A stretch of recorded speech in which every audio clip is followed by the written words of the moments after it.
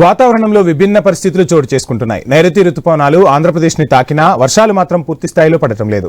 ఒకవైపు ఎండవేడిమి, ఉక్కపోత, మరికొన్ని ప్రాంతాల్లో చెదురుముదురుగా వర్షాలు కురుస్తున్నాయి.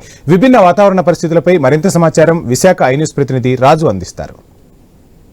ఋతుపవనాలు ఏపీ రాష్ట్రాన్ని తాకి దాదాపు 17 రోజులు అవుతున్నా ఇప్పటికి కూడా పూర్తి స్థాయిలో వర్షాలు అయితే కురవని పరిస్థితి కనిపిస్తుంది. భిన్నమైన వాతావరణంతో ఏపీ రాష్ట్ర ప్రజలు అతలా ఉక్కిరి బిక్కిరి అవుతున్న పరిస్థితులు ఉన్నాయి.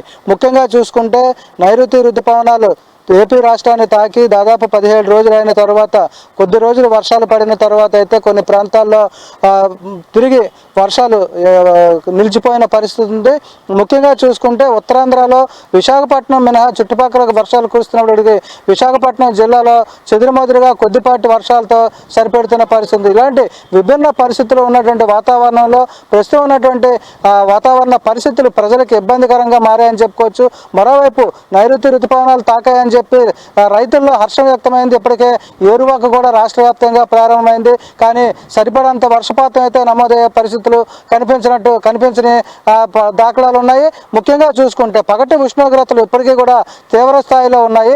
ప్రజల్ని ఉక్కిరి బిక్కిరి చేస్తున్నాయి. ఒకవైపు ఉక్కపోత, మరోవైపు కరెంటు కోతలతో ప్రజల్ని ఉక్కిరి బిక్కిరి చేస్తుంటే మరోవైపు కొన్ని ప్రాంతాలు అంటే ముఖ్యంగా ఏజెన్సీ ప్రాంతాలు, సముద్ర తీర ప్రాంతాల్లో మాత్రం వర్షాలు కురుస్తున్న పరిస్థితి కనిపిస్తుంది. ఇవి రైతులకైతే సరైన ఉపయోగం లేదని చెప్పుకోవచ్చు. ఇక వాతావరణ శాఖ అధికారులు చెప్తున్నట్టయితే ప్రస్తుతం నైరుతి ఋతుపవనాలు అయితే గమనం చురుగ్గానే ఉంది. కానీ విభిన్నమైన వాతావరణ పరిస్థితులు ఎదుర్కోవడం వల్ల కొంత మందగమనంగా ఉన్నట్టుగా అంచనా అయితే వేస్తున్న పరిస్థితుల్లో రాష్ట్రంలో కొన్ని ప్రాంతాల్లో మాత్రమే ఈ వర్షాలు పడుతున్న పరిస్థితి కనిపిస్తుంది. ముఖ్యంగా ఉత్తరాంధ్ర వ్యాప్తంగా చూసుకుంటే విశాఖపట్నంలో గత 3 రోజులుగా కూడా ఎండ తీవ్రత చాలా ఎక్కువగా ఉంది. మరోవైపు చూసుకుంటే తూర్పుగోదావరి, పశ్చిమ గోదావరి, ఏలూరు, కాకినాడ ప్రాంతాల్లో అయితే భారీ వర్షాలు, అతి భారీ వర్షాలు కూడా పడుతున్న పరిస్థితి కనిపిస్తుంది. ఇలాంటి విభిన్నమైనటువంటి పరిస్థితుల్లో ప్రజలు ఒకవైపు అయోమయానికి గురవుతున్నారు. ఎక్కడ ఎండ కాస్తుంది, ఎక్కడ వర్షం పడుతుందో తెలియని పరిస్థితుల్లో ప్రజలు కూడా అయోమయానికి గురవుతున్నారు. మరోవైపు సముద్రంలో కూడా ఇప్పటిలోగా అల్పపీడనాలు కూడా ఏర్పడే అవకాశం లేదంటూ వాతావరణ శాఖ అధికారులు చెప్తున్న నేపథ్యంలో ఈ పడుతున్నటువంటి కొద్ది వర్షాలు కూడా ఆగిపోయే ప్రమాదం ఉందని చెప్పి ఒకవైపు రైతాంగంలో ఆందోళన వ్యక్తం అవుతుంది. ఇప్పటికే రైతులు కూడా ఏరువాక చేసి పొలాల్లో నాట్లు వేసేందుకు కూడా పూర్తి స్థాయిలో సిద్ధమవుతున్న పరిస్థితుల్లో ఈ వర్షాలు కూడా తగ్గుముఖం పడడం, కొన్ని ప్రాంతాలు అంటే ఎంపిక చేసిన ప్రాంతాల్లోనే పడుతున్నట్టుగా ఎక్కడ మేఘం ఉంటే అక్కడే వర్షం పడే పరిస్థితి కనిపిస్తున్న నేపథ్యంలో ఇది వాతావరణ సమతుల్యత దెబ్బతీస్తుందని చెప్పి అనుకోవచ్చు. ఇలాంటి ఒక విభిన్నమైనటువంటి వాతావరణం, విభిన్నమైనటువంటి పరిస్థితులు ప్రజలు ఇంతకుముందు కూడా ఎప్పుడు చూసి ఉండలేదు.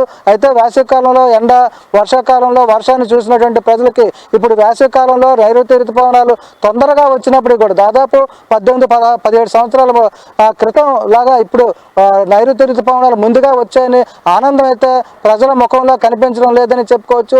దీనికి సరైన కారణాలు కూడా వాతావరణ శాఖ అధికారులు చెప్పలేని పరిస్థితి కనిపిస్తుంది. ఇలాంటి పరిస్థితుల్లో రాబోయే రోజుల్లో కూడా ఈ వర్షాలు పడతాయా లేదంటే ఎండ తీవ్రత ఎక్కువగా ఉంటుందో తెలియని అయోమయ పరిస్థితుల్లో ఒకవైపు ప్రజలు, మరోవైపు రైతులు, మత్స్యకారులు కూడా అయోమయానికి గురవుతున్నటువంటి ఒక విచిత్రమైనటువంటి వాతావరణం అయితే చోటు చేసుకుందని చెప్పుకోవచ్చు.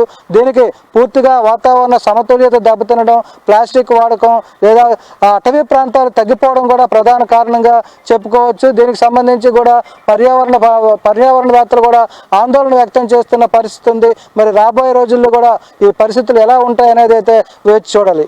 వీడియో జర్నలిస్ట్ స్వామితో రాజు, ఐ న్యూస్, విశాఖపట్నం.